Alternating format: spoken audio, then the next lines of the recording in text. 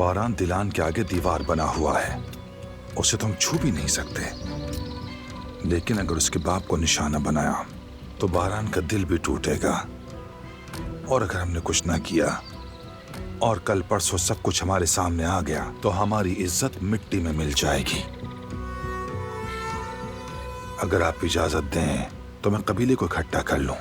اب بہت ہو گئی ہے برداشت، وقت آ گیا ہے سزا دینے کا۔ خبردار، یہ بات قبیلے کے کانوں تک نہیں پہنچنا چاہیے۔ ہمارا وقار، ہماری عزت دو کوڑی کی رہ جائے گی، نام ساتھ سب کچھ ختم ہو جائے گا۔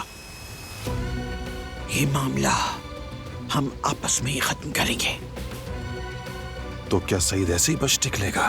ہرگز نہیں، کسی کو بھی کسی قیمت پر نہیں بخشا جائے گا، مگر ہم سامنے سے نہیں بلکہ ان کے پیچھے سے وار کریں گے، ان کے گھر میں ایسی آگ لگائیں گے کہ وہ سنبھل نہ سکے،